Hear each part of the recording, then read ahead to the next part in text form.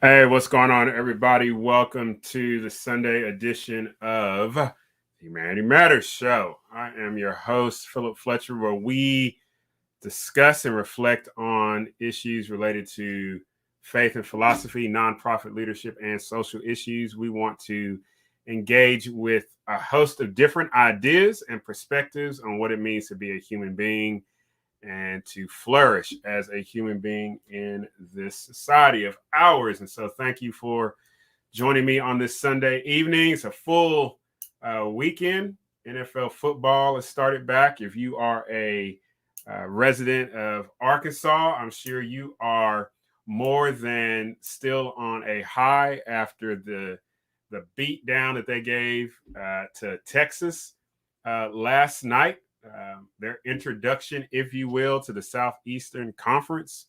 I know their official transition isn't for a couple of more years, but nonetheless, Arkansas put on a pretty impressive show last night in Fayetteville. And if you are a fan, alumni, a student, or just a general watcher of football, especially here in Arkansas and the Razorbacks, I'm sure they did you proud. So congratulations to Coach Pittman. And also congratulations to my daughter, my youngest, Nichelle. She actually works in the recruiting team for Razorback football. And so she was pretty elated and hyped about that win and those athletes that she works with. So, hey, that's pretty awesome. Getting stuff started. As always, connect with me on any of the social media outlets, whether that is Twitter, Facebook, over on YouTube. Please subscribe over to YouTube. Again, I'm trying to hit that 200 mark just as a personal goal for myself, trying to hit that by November.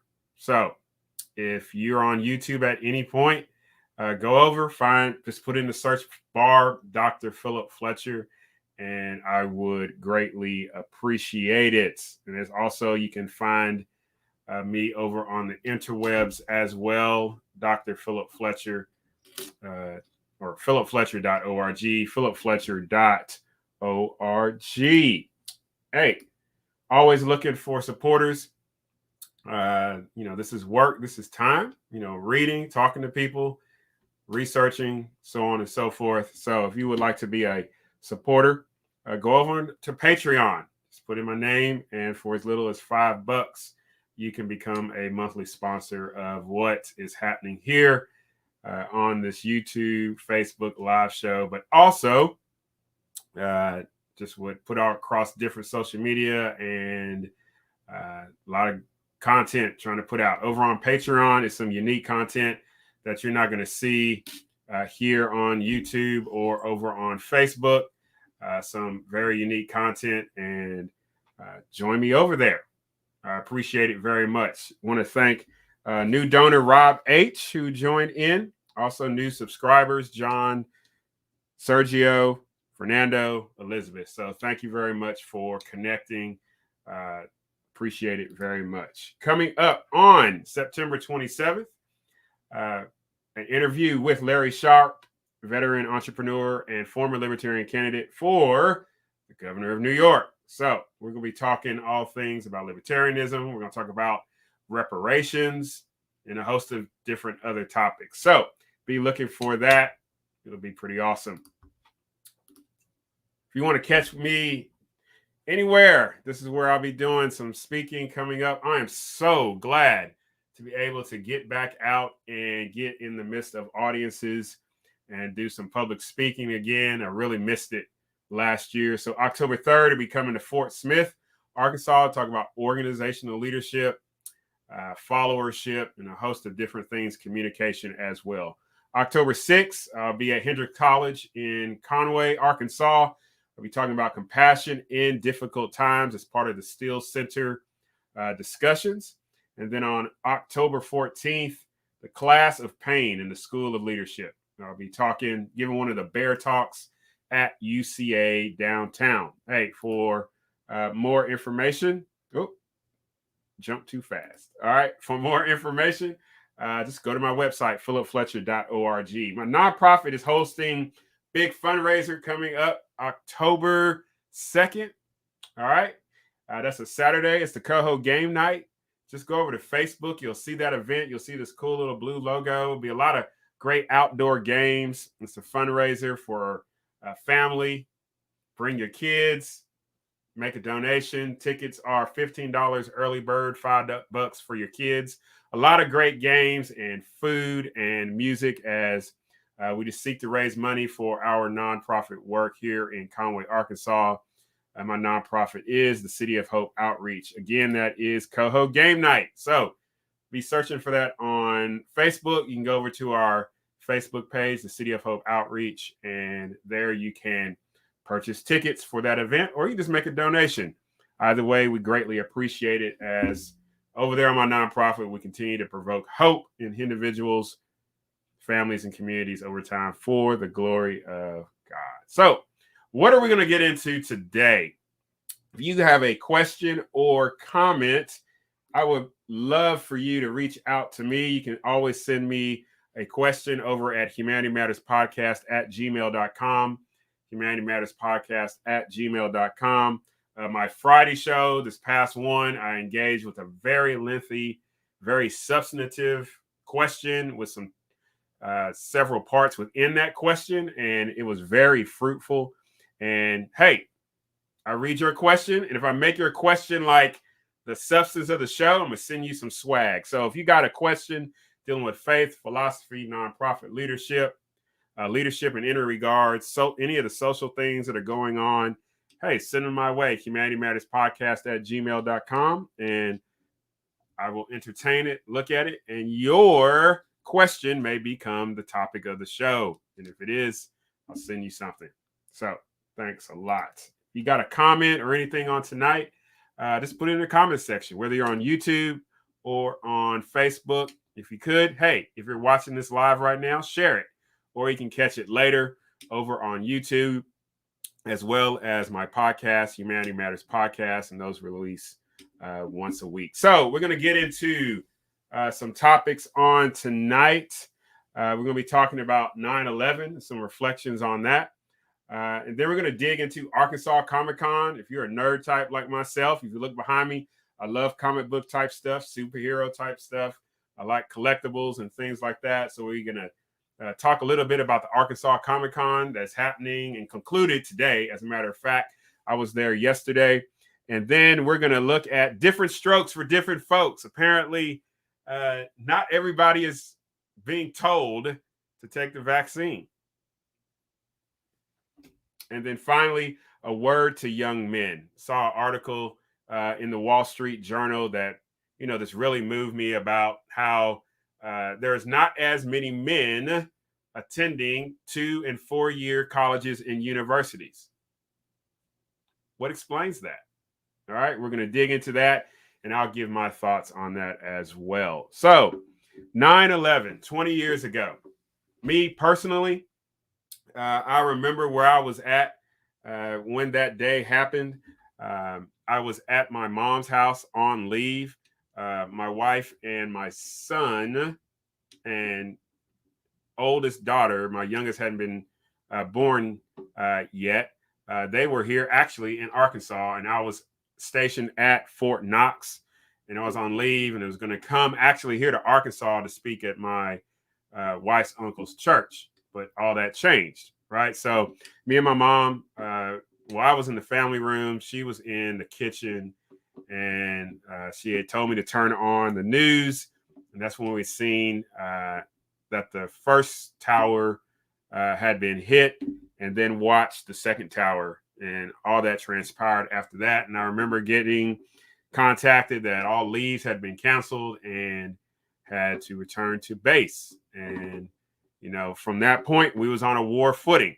That's why, ultimately, if you don't know, if you raise your right hand to join the military, whatever branch that is in, ultimately, at least as I was told in the Army, we are to fight and win the nation's wars, and we were under attack. And come to find out who initiated that attack. And then obviously within that 20-year period, we responded in kind. Afghanistan, Iraq, which I was a part of in OIF 3. A lot of men and women lost on September 11th, 2001 in New York at the Pentagon. I was actually in OCS class with a fellow candidate who was at the Pentagon when it was attacked. And then obviously what happened with United Flight 93, which many believe was headed to Washington, D.C. And so,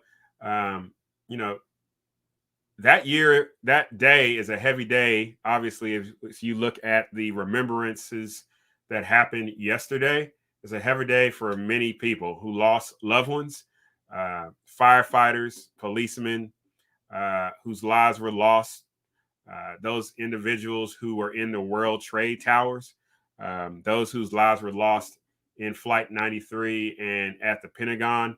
But also, I think we need to remember as well, even coming on the other side of the withdrawal from Afghanistan, the number of lives that were lost, soldiers,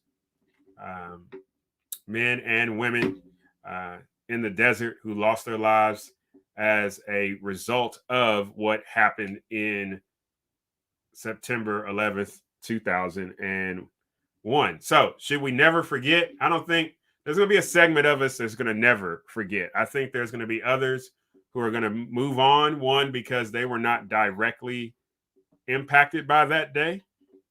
There's going to be some by, just association who are empathetic to that situation, who are not going to forget. But I also know this is that over time, the remembrance of such events do diminish. I mean, if we think about it, we think about what happened at Pearl Harbor. We don't celebrate that as intensely as it once was because of the nearness of that time. And, over time, the same thing is going to happen with 9/11. God forbid there may be some other event that happens in which it rises over what happened on September 11, 2001. Just like September 11, 2001, I would make an argument it rose above what happened at Pearl Harbor, which led to our entrance into World War II. So there are going to be those who are not going to forget, right? There are going to be those whose lives are forever marked by that event 20 years ago. Those who are civilians and those who have served in any capacity in the military or in the government. All right. But the other thing is this. I think the other thing that this gives us the opportunity to really think about from a global perspective is really paying attention to what our government is doing in terms of its foreign policy and the actions that it takes publicly. And let's be honest, the actions that it takes covertly that impacts the lives of individuals and nations and those governments overseas. And at some point, those could come back to bite us. In other words, the chicken's coming home to roost. So another thing, as I thought about September 11, 2001, is the importance of us really paying attention and asking the hard questions, what our government is doing, and more specifically, what is the president's foreign policy agenda? All right. Two, what is the posture of the Defense Department? Right. Namely, where bases are located, the military actions that are being planned and being executed, and asking elected officials what's going on with this, right? And then the third thing is to even inquire about the Secretary of State and his or her actions relating the United States to other foreign nations. Those I look at those individuals, the president, his or her foreign policy agenda. Secondly, the Congress, all right, because they are the ones that are appropriate funding for all these types of activities. The Secretary of State, his or her role in relationship to the president's foreign policy agenda, and then also those who have to execute some of these actions, namely the United States military. Because right, wrong, or indifferent, there's going to be those men and women who have to execute. Yes, I have, and they have, and they have risen their hand to support and defend the Constitution. But we also have to remember this is that there are trade-offs, and that there are men and women who die overseas. There are men and women who see and experience things that are emotionally, psychologically impactful. There are things that can and do happen to men and women who execute these agendas, and they suffer from it physically. And then when they come home, how do we welcome them? How do we treat them? And I'm thinking more so about my brothers and sisters who served in the military. And here in Arkansas, the number of men and women, veterans who are homeless, who wrestling with severe PTSD, men and women who are now disabled, who have to now live a new way of life. But that's because these men and women carried out orders. They upheld their oath, and they carried out orders, and they carry the brunt. They carry the brunt of what is executed. While those who write the policies, the president, those who quote unquote negotiate these policies, Secretary of State, and those who fund these activities, the Congress, they are at a distance. Okay. They are at a distance from the actual situations and the consequences of their decisions. And so when I talk about 9/11, we have to really ask those questions. And there's nothing wrong to ask those questions of the United States involvement with in the Middle East. What are those things that they are doing that we do know about? And what are those things that they are doing that we don't know about that could, at some particular time in the future, cause such a blowback that we have an event like September 11, 2001. There's nothing wrong with asking that. And the reason that we should ask those questions is so that we don't have an event like 9/11 again. That we have to ask those questions. How is our money being spent? How are we being represented overseas? Because there are actions that are being taken in the name of America, right? That I'm sure if we knew about them, we would find them morally reprehensible. That if it happened here in the United States, we would be marching in the streets. We would be calling for defunding, so on and so forth. I'm using the language of the past year. So now let's look at what is happening overseas. Questions we should ask ourselves is, why do we still have a posture of bases all throughout Europe in a Cold War footing? We should ask questions about South Korea. We should ask questions about our posture in the Middle East. We should ask those questions because those things happen based off of funding, based off of our tax dollars. And those are decisions that are being made by individuals that we have elected into office. Those are decisions that are also being carried out by our brothers and sisters and aunts and uncles and moms and dads. So we have to have the courage to ask those questions so that we don't have to have another United Flight 93 going into a Pennsylvania field or planes into the World Trade Center. And I know there's different thoughts about that and what happened at the Pentagon, no sight of a plane, so on and so forth. Those are great questions to ask. And I think those are reasonable questions to ask as well, because look at what came out of that, the Patriot Act, and how that affected our privacy. FISA warrants, this secret FISA court, right? Do you know who's on that court? But you're paying for them. Remember that. So those are the things I think that we should ask. And I think they're reasonable. It's not unpatriotic. It's not unreasonable. It's not, because remember, all of this stuff is happening because we're funding it, or also money is being printed, which impacts the money that we earn as well. So those are my thoughts on 9/11.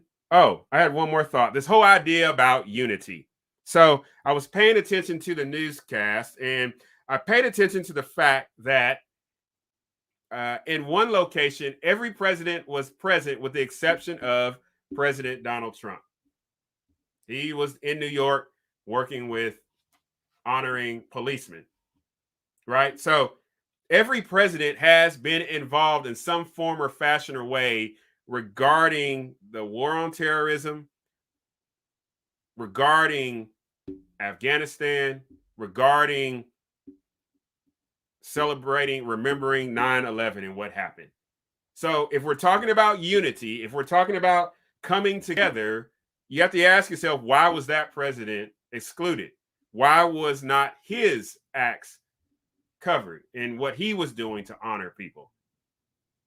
I think this idea about unity is simply a farce because of what the President Joe Biden, had just talked about on Thursday, because that was not a unifying message that he gave out.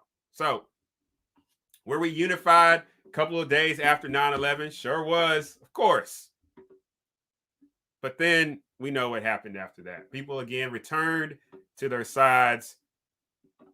Bush was remember, George W. Bush that everybody was lauding today was the same George Bush that people were calling a war criminal.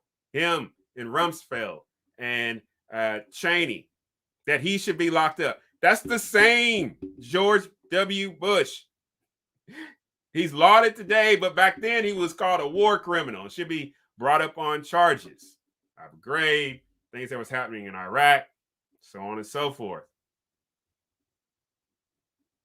So this idea of unity, I wonder sometimes. But nonetheless, much love to those who lost loved ones. 7 here in Arkansas, as a matter of fact.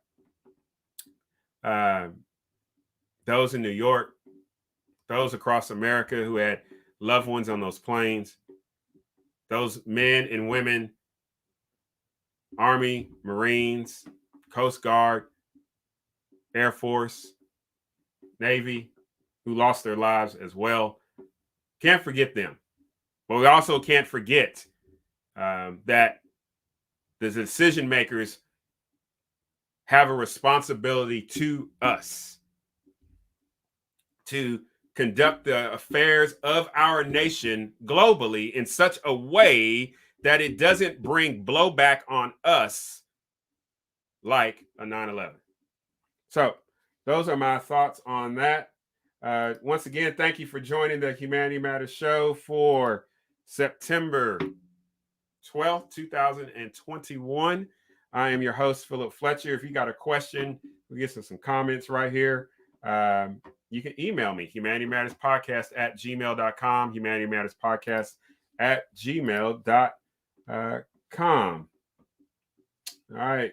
Nicole says she was at her mom's house too. That's right. All right. She says, I remember sitting in line to get gas, and the line was around the corner. Mom was in the hospital, and it was just me and two of our kids, and I was full pregnant with Michelle. That is correct. All righty. So moving on, just to lighten the mood for a little bit. So Arkansas Comic-Con happened yesterday. Whoop, whoop. Friday, Saturday, and Sunday. Probably lose some people here because I'm about to nerd out a little bit. I got some cool purchases. I got me a 1978 Avengers comic book that I'm gonna get graded.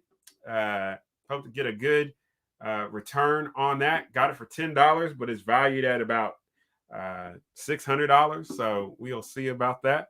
Got a cool T-shirt and some 3 variant editions for Heroes in Crisis. It was a DC story event that really dealt with the mental health of superheroes in the DC universe. So Batman, Superman, Wonder Woman, and the like.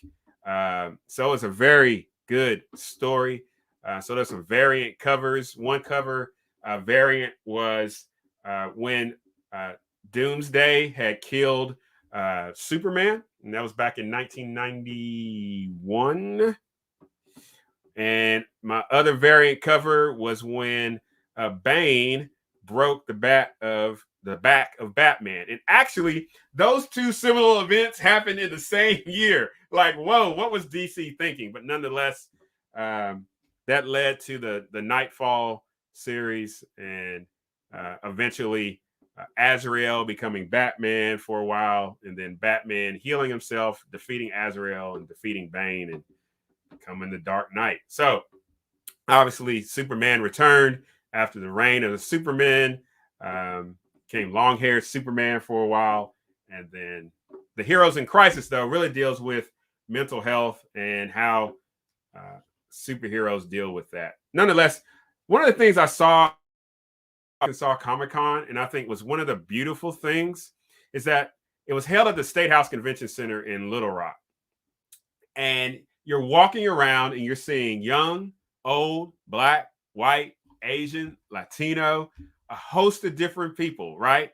You've got some individuals that are cosplaying. Cosplay is simply costume play. They're wearing their favorite hero, whether that's from manga, anime, any of the usual characters from Marvel or DC, Star Trek, Star Wars, video games. And so it was awesome. I took a lot of great pictures with some Jedi, a Sith Lord, Stormtrooper, who else? Mario and Luigi, a Ghostbuster, and the Mandalorian and Baby Yoda. But so seeing all of that was a great real life expression of what freedom looks like while not harming somebody else.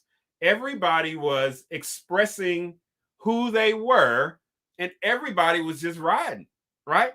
Everybody was willing to take pictures with one another. People were encouraging one another. Hey, that's a great costume. Oh, you look great. Free market was going on. You had, different places that were selling things, whether they're collectibles, comic books. You can go up. In some cases, you could barter, right, with somebody in a collectible. A host of different things. People were selling weapons, right? Swords, and things like that for cosplay. So you had great expressions of imagination, creativity. You had free exchange that was happening in there. You had great discussions and panel discussions, and it was diverse and it was inclusive. But here is the thing: nobody was forced to be any of those types of ways. Nobody was shamed because they were cosplaying or because they were not cosplaying, right?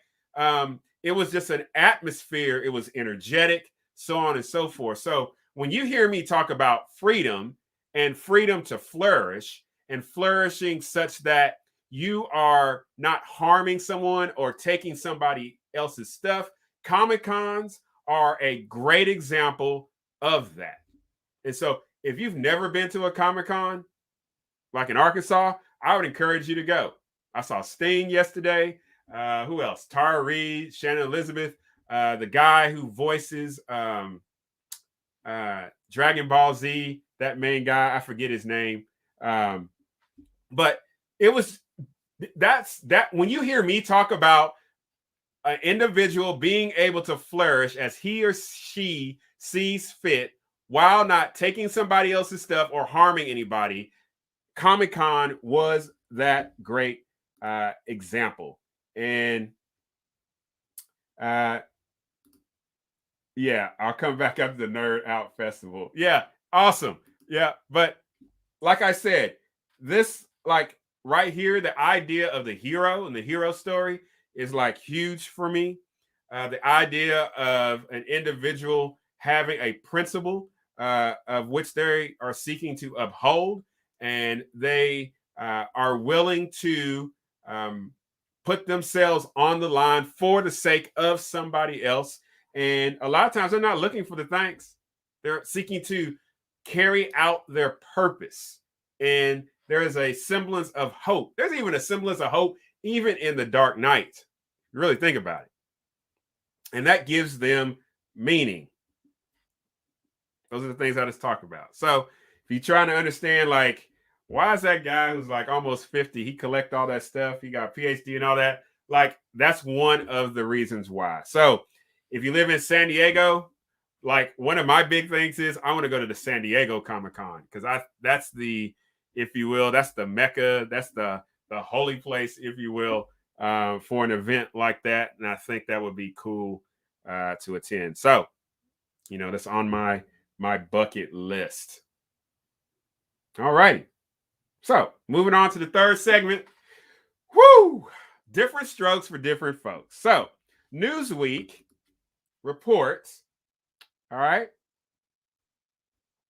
that, and this is written by, you can have to excuse me in the pronunciation of the name, Dara Roach, all right, September 10th, 2021, and this was filed at 11 a.m., all right, and headline, members of Congress and their staff are exempt from Biden's vaccine mandate. Say what? So, really? So this came out on Friday. Biden gave his talk on Thursday. So it reads, President Joe Biden's new vaccine mandate for federal employees don't apply to members of Congress or those who work for Congress or the federal court system. Biden issued 2 executive orders on Thursday requiring vaccination against COVID for federal workers and contractors who work for the federal government.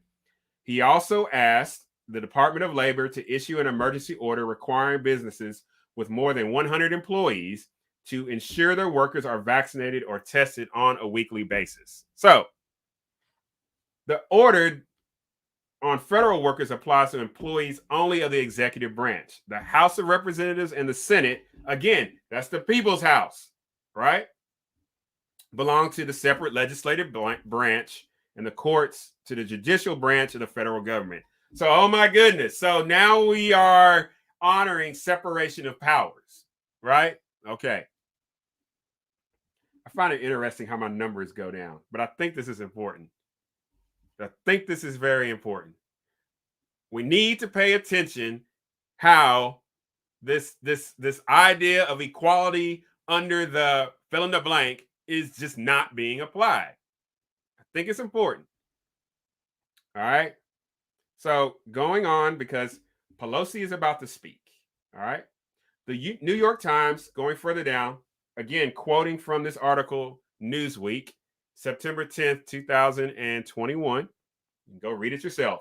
The New York Times reported on Thursday that the executive order doesn't apply to those who work for Congress or the federal court, citing White House officials. All right. Speaker of the House, Nancy Pelosi, said at a press conference on April 29th that the House couldn't require members to be vaccinated.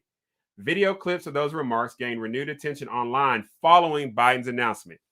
And here's a quote from Pelosi. So here's the thing, and I'm quoting Pelosi. So here's the thing. We cannot require someone to be vaccinated. That's just not what we can do. Listen to the reason. It is a matter of privacy to know who is or who isn't, Pelosi said, close quote. Hold on a second. So Pelosi, the Speaker of the House, third in line for the presidency of the United States, just said that they can't do it. And she appeals to privacy.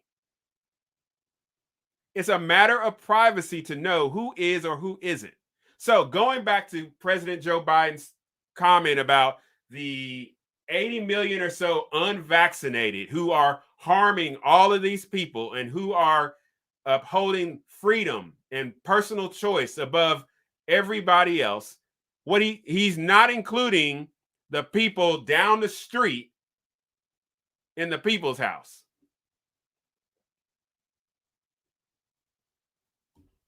Why not?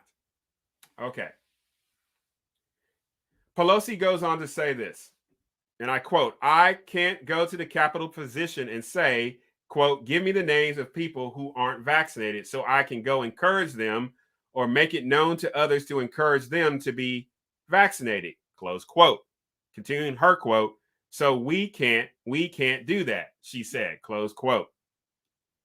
Pelosi's office reiterated that position in a statement to Newsweek on Friday, saying the speaker's April 29th remarks were referring to the institution in which she serves, close quote.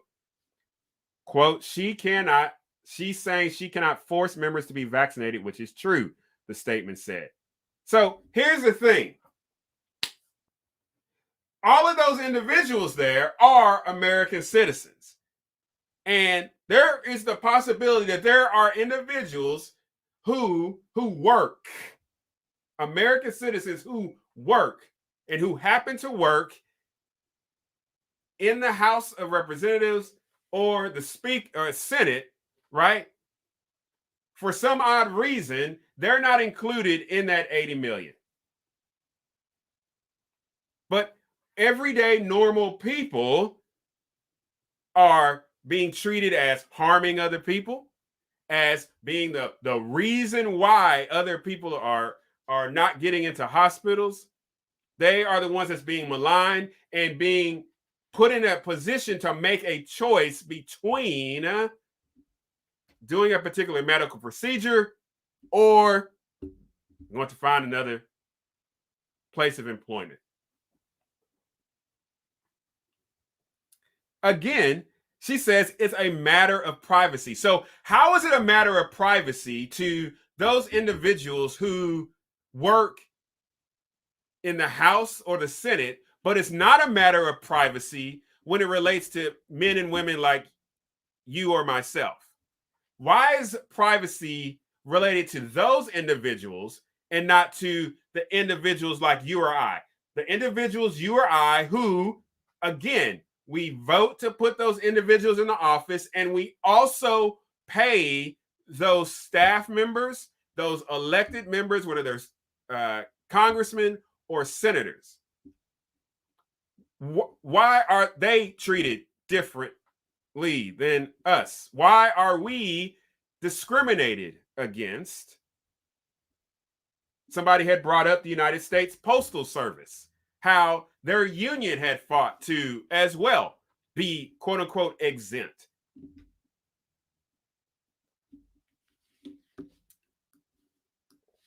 There is even, I read a memo from a hospital here in our city who basically mocked religious exemptions here in the city of Conway related to their particular hospital.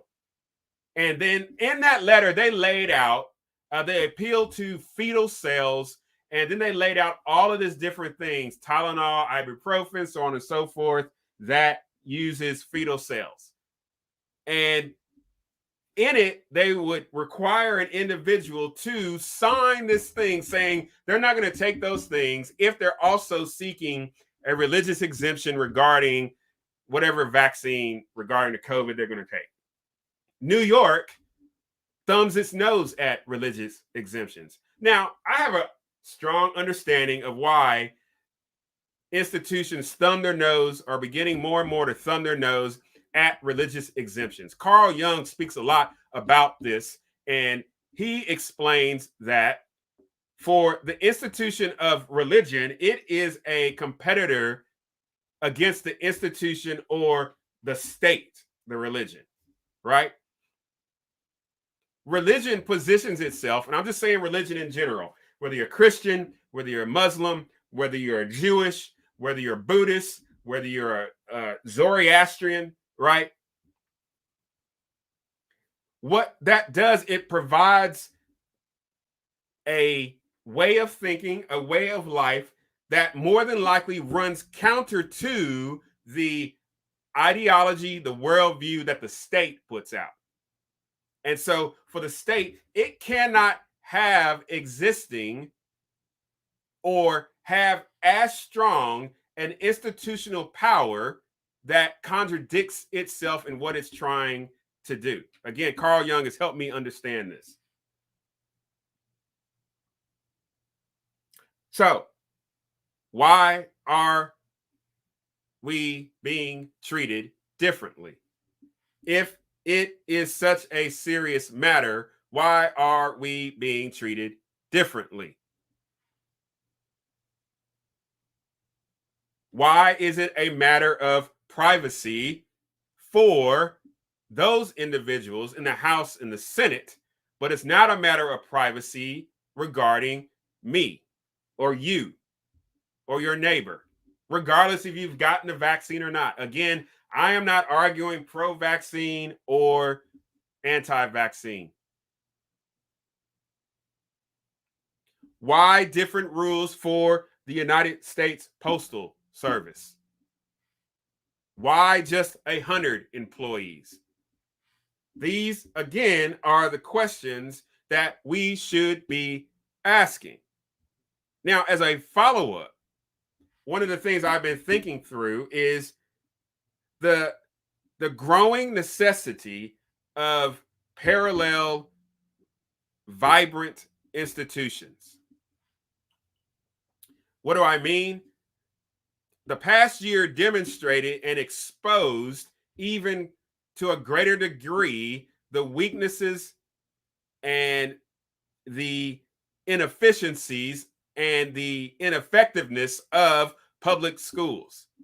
And so as a result, more parents have created their own little schools, homeschools, if you will, co-ops, in order to educate their children.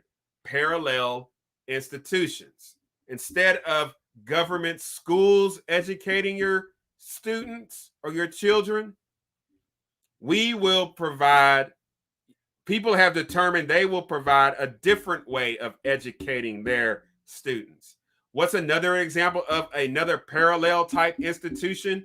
Now we are seeing hospitals, right?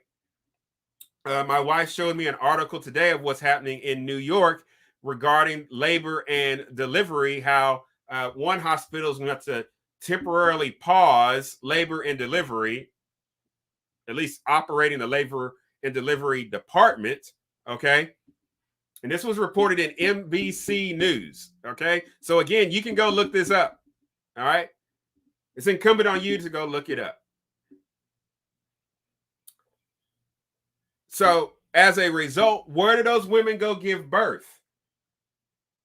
Where do those women, in one of the most, if not the most significant event in their life, to bring a life into the world, where do they go? If they cannot go to a hospital, right? Where can they go? A parallel, vibrant institution that could be produced are I'm talking to you, midwives and doulas, is that you create your own labor and delivery birth centers where women can go, families can go, and they can give birth, that they can be supported, that they can be advocated for, that they can birth the way that they want to birth, since there are nurses and medical professionals, and I'm seeing these reports, who are walking off or not choosing to take the vaccine. So there needs to be parallel institutions that are running alongside the state institutions, right? Again, let's build on something else. These businesses, right? You got these businesses with 100 employees, and they may either drop the number of employees, lay people off, whatever thing they may do, in order that they don't have to vaccinate everybody, right? Maybe this is a call for you, and I talked about this my Friday show. Maybe it's time for you and your friends to now execute that idea that you've been talking about and create that parallel business so that you can continue to provide for yourself, provide for your family, but also to provide a service. And it may be a service that is of greater quality, greater substance than the service that had been provided before. Ladies and gentlemen, we have to begin to really think through these things and find ways to execute these things. Like, for argument's sake, I hope this would never happen, but we see shades of it, like what happened in New York, what's happened in San Francisco, what's happened in New Orleans. It may have happened in other areas where food service places have required vaccination proof in order for you to eat at their places. Could I envision a grocery store doing the same thing? You could. For instance, Kroger, I'm sure they got more than 50 employees. What would it look like for like a Kroger or a Sam's to mandate it for their employees? But then they're like, you know what? We're just going to mandate it for anybody that comes into our store. So then the question becomes, what is the parallel institution in regards to providing food for your family? That's something to think about. Yes, we've got food pantries. Okay. All right. I mean, in my nonprofit, we have a small market. There's other nonprofits in town that do similar things. But imagine if that were to happen at like a Kroger or a Sam's. Do we have the skills, the resources to do some farming, garden boxes, so on and so forth?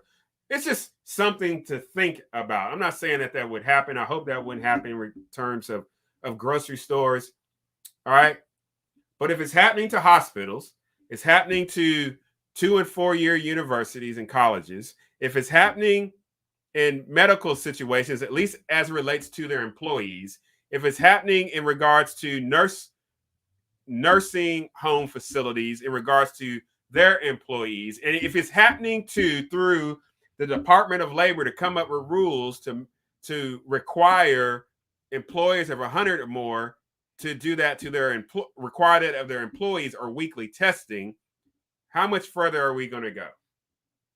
At what point do we ramp up these parallel institutions? Now, the sticking point is this, is that the existing institutions, that rail in which the state is really driving it, they're still taking our money. And so we have money being taken to fund the existing thing, but we also need that money to create that parallel institution. So that's something that we have to figure out and think through. So those are my thoughts on that. Again, we're going to dig into some comments. All right. Let me see. Jim Johnson says, privilege of being politicians. Yes. I would say so, Jim. That is a privilege of being politicians. I think one of the dirty little secrets is that those in government institutions have different rules.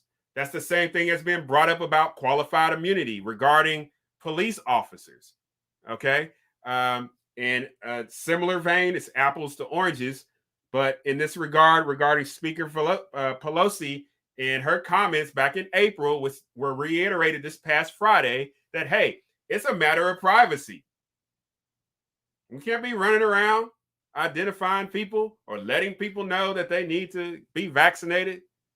Different rules, like different rules. Yet again, we are the ones that put those individuals in office. We are the ones that fund all of this. And you have to ask yourself, why is it? Here's a question you should ask yourself. And let me ask something of individuals who are in churches or support a nonprofit, because I've experienced this. Do you go to your religious leaders or that council or whatever, however you're organized, and do you ask them how the offering money is being spent? Do you hold those individuals accountable in how that money is being spent? Do you go to a nonprofit and be like, hey, I want this money designated to go here and only here?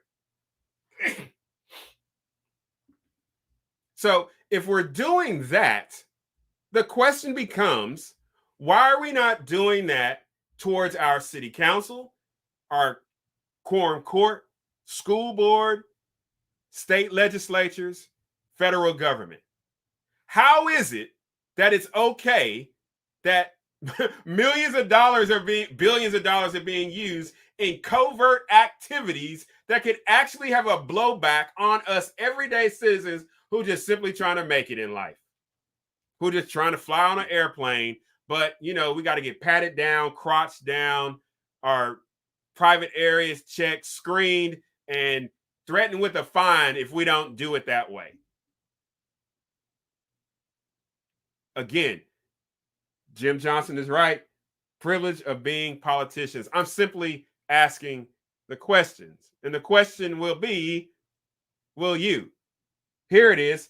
That same energy, and now I'm talking to Arkansas, that same energy that was brought by 76,000 individuals in Fayetteville last night, that same energy that was on social media, that same energy that's kept going like this all week, that same energy that had people jumping over the fences and storming the field as if they won the national championship, where is that same energy regarding something as significant in your life? I have a question. Fayetteville, the city of Fayetteville mandates masks.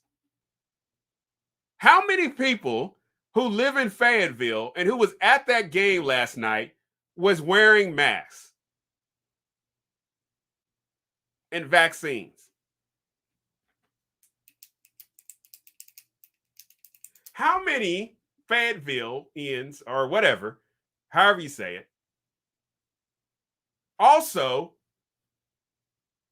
are staunch, my kid is to go to school in mask? Did you go to mask at the stadium last night? Or was that a different set of rules? But then you get mad at individuals who make an argument for not taking a vaccine or wearing a mask. How is it that it was okay at a football game, woo pig suey, but in people's everyday life, them just minding their own business, doing their own thing, people lose their lunch? Again, questions. I wonder how many Fayetteville City Council members were at that game last night. Just asking. All right, let's get to some more comments. All right, thanks, Jim, for the comment. All right. Kenneth Wallace says, rules for thee, but not for thee, has been a policy for a while regarding mask and vaccine mandates. Oh, Kenneth, I don't want to stop just at mask. All right. I want to look. I think we need to look at the whole shebang. We need to look at the whole shebang. What are the other rules that are applied to one class of American citizens and is different than another class of American citizens? Something to ask ourselves. Does it include vaccines and these mask things? Yeah, sure. Yes. But what else as well? What else? What else? And then how should we respond, people? How should we respond, people, so that we can live more free without harming one another and taking other people's stuff? Again, referencing back to Arkansas Comic-Con. Hey, this is Philip Fletcher at Humanity Matters Show. Hey, please comment, share this video as we're going on right now. Thanks for everybody that has commented. All right. Appreciate y'all very much. Again, here comes Queen Dula, or just birth at home. Yes, or just birth at home. But also want to encourage you, get doula support, midwifery support. They're great. All right. Let me see. Julia says politicians has always to cover each other. That is true. And double standards. Yes, double standards. All right. So again, that is from Newsweek, September 10th, 2021. Headline: Members of Congress and their staff are exempt from Biden's vaccine mandate. Dara Roche. All right. She wrote that article, and you can go and look it up. All right. And so finally on tonight in our final segment, the Wall Street Journal published an article by Douglas Belkin on September 6, 2021, titled "A Generation of American Men Give Up on College." Quote, "I just feel lost." The subtitle headline: the number of men enrolled at 2- and 4-year colleges has fallen behind women by record levels in a widening education gap across the United States. This is again by Douglas Belkin, September 6, 2021. It was made available at 1:12 p.m. Eastern. And so unfortunately, they have locked me out now because I used my last one. Dang it. All right. But the top of it, which you can read, and I've got some notes on it, so you can go read it yourself. Men are abandoning higher education in such numbers that they now trail female college students by record levels.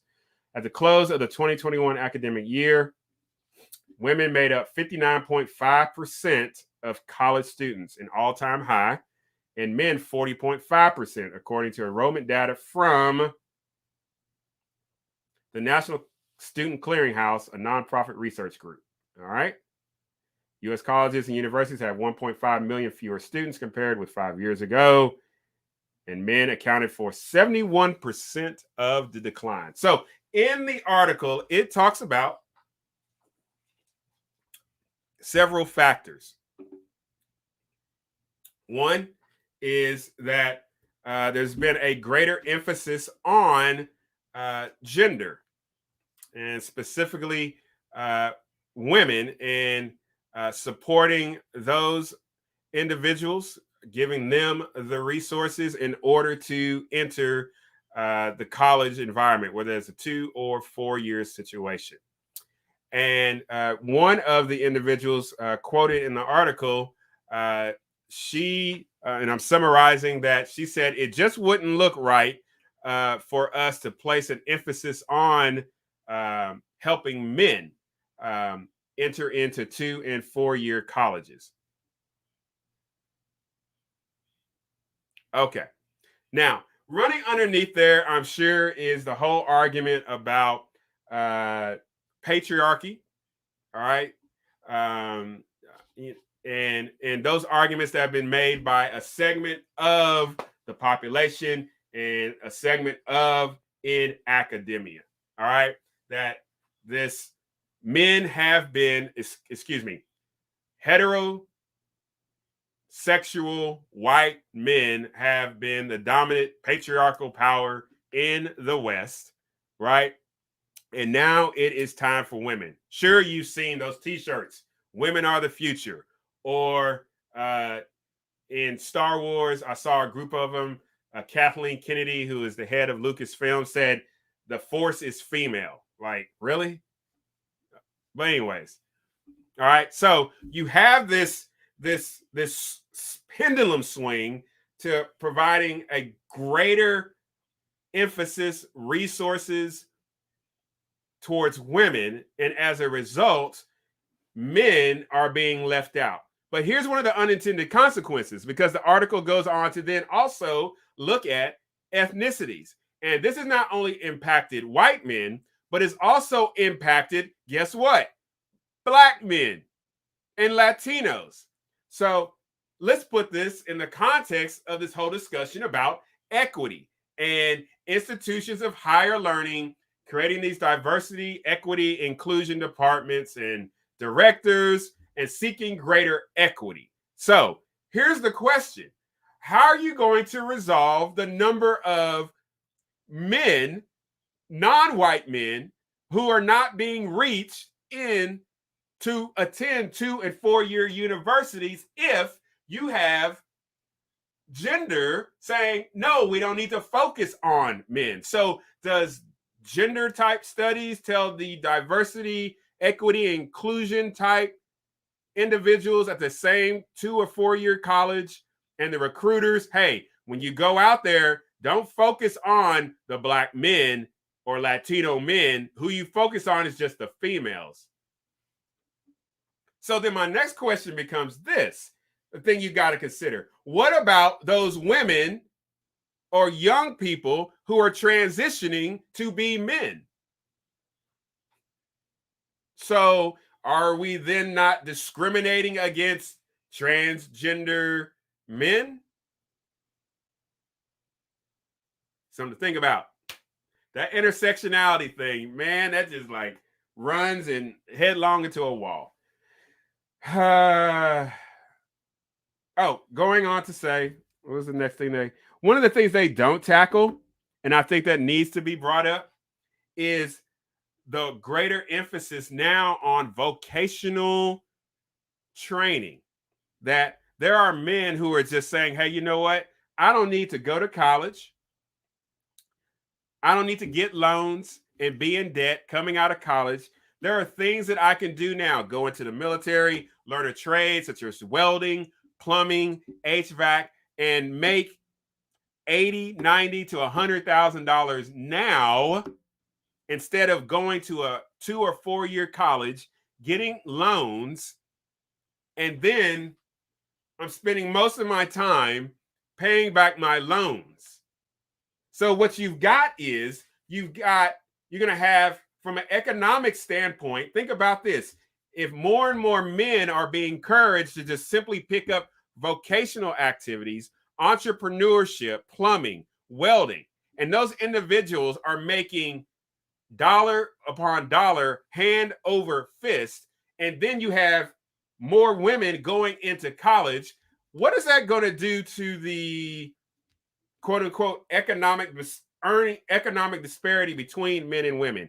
If you got more men just going into the workforce, earning high dollars, that over a 4-year period, they are further ahead than somebody, man or woman, who has gone through college and they've got some type of loan, or they've gotten a degree that is just not available in the marketplace. Because guess who is determining the marketplace? Those individuals who said, you know what? I'm just going to go be an Elon Musk or a Jeff Bezos, or I'm just going to own a HVAC company, or I'm just going to open up my own welding business, so on and so forth. It makes you wonder how we need to reevaluate college. Something to think about. But here's the thing. What stood out to me in the article and made me like, was this one young man, and he just said, I just feel lost. I just feel lost. So in my final few minutes, I want to offer this encouragement to men.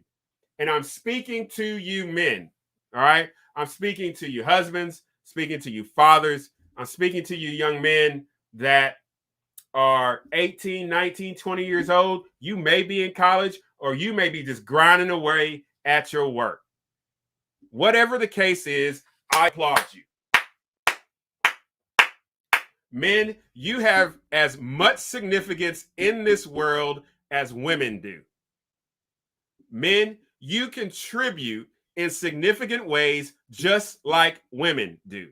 Do we all contribute in the same way? No, we do not. Do we have different skills and talents that exist within mendom? Yes, we do. Are there some men who just knock it out the park through physical attributes? Yep.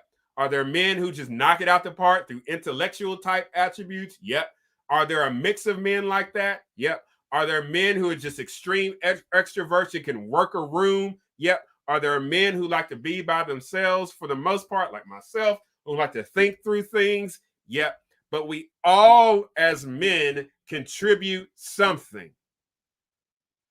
And you are valuable. You are powerful. You are unique. You are remarkable. And do not, and hear me when I say this, and this is no disrespect to women, but do not ever let a woman tell you that you are not a valuable contributor to this society in which we live. So, 3 things I want to tell you, men. The first, we have to continue to learn to distinguish between pursuing our personal good and our personal happiness. There is a difference. Our personal good is those things that develop us in the long run, that keep us on track to hit that particular target. So implied in that is make sure that you have something that you are aiming for. Have something that you are aiming for. And as you are aiming for that, do those things that assist you, those mental things, those psychological things, those physical things that are going to assist you in hitting that target.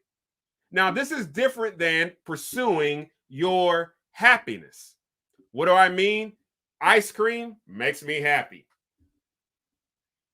Going to the movies makes me happy. Collecting this stuff back here, it makes me happy. But this I know. Ice cream, movies, collectibles, those things make me happy. I do them once a week, okay? But if I were to do those every day, right? They distract me from doing what is good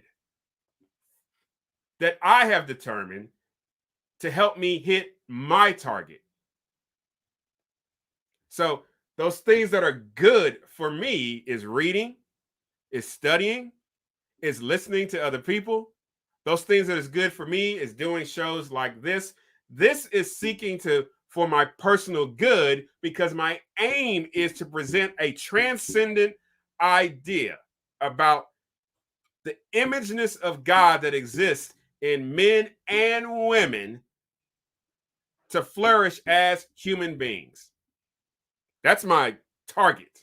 So I have to do those things that are more for my good than more for my happiness. So my encouragement to you men at whatever age is, again, what is that target? And do more of what is going to help you reach that target, your personal good, more so than pursuing personal happiness. The second thing is this, is have courage, men. I know there's men out there who wrestle with depression. I know there's men out there who wrestle with anxiety. I know there's men out there who feel like they don't measure up. They don't feel like they're a good enough husband. They don't feel like they're a good enough father. They don't feel like they're a good enough employee. They don't feel like idea that they're trying to get manifest into the real world is ever coming to fruition. But this is what I say: have courage. Men, have courage. And what is courage? Courage is acting in the face of fear, anxiety, depression, any of those things that are looming over you or that are casting a shadow over you. The courage is saying this: I'm going to get up and I'm going to continue to do this thing. What thing? Pursuing my good. So have courage. Are you going to fall on your face? Yes, you are. But you demonstrated courage. Are you going to knock it out the park at some point? Yes, you are. But you demonstrated courage in the face of that shadow. So men, stand up straight, straighten your back, throw your shoulders back, lift your head high, look forward at whatever you're aiming at, pull back that bow and let it fly. Have courage. And so something else I would say to a young man who says he feels lost is have discipline. Developing habits which are for your good. What are those things that you are going to do every day without fail? What are those things you're going to do every week without fail? Build on those every day, every week, every month, every year. Develop those habits. Start with yourself. Start with those around you and your household, and then let that influence spread out from there. If you feel lost, it's because you're not aiming at something. You don't have a North Star that when you look around and you're like, oh, there it is. I'm not lost. It can orient me. What is that thing that you're aiming for? So develop discipline, pursue personal good more so than personal happiness, and above all, have courage to act in the face of fear. I know it's there. I got it. I got fear every day. All right. Stay courageous, young man. And it's going to be all right. Hey. All righty. That is the Humanity Matters show for September 12th, 2021. I am your host, Dr. Philip Fletcher. I am glad that you have joined the show today, either live or rebroadcast. Again, connect with me on social media at Philip Fletcher, Facebook, Dr. Philip Fletcher. Find me on YouTube. Subscribe over there, please. I'm trying to get 200, right? Trying to hit that next benchmark, right? Also, you can find me over on my website, philipfletcher.org, philipfletcher.org. Also, don't forget, on September 27th, I'll be Humanity Matters 101 with Larry Sharp, veteran entrepreneur, former libertarian candidate for the governor of New York. That's going to be a great episode. Please join me on that. Also, coming your way, Fort Smith, Hendrix College, Bear Talks at UCA downtown. Be posting more about that later. And then don't forget about the Coho Game Night for our nonprofit, my nonprofit, City of Hope Outreach. Just go on Facebook. Make sure you like the Facebook page, the City of Hope Outreach. You'll see that event, Coho Game Night, $15 early bird special, $5 for the kids. It's a family outdoor event. It's going to be fun. Bago, cards, Jenga, Uno. Just a great time to get out, have a good time, support a great organization. I think it is. And those funds will go to our work for the remaining part of the year. So, as always, remember to be love, be kind, be generous, be courageous. If we remember to live in hope, we can do the impossible. Y'all take care. God bless. Hey, if you found something of value, subscribe to the YouTube channel. Find us on Facebook at Dr. Philip Fletcher. Find us on Twitter at Philip Fletcher. And as always, visit us on the website, philipfletcher.org.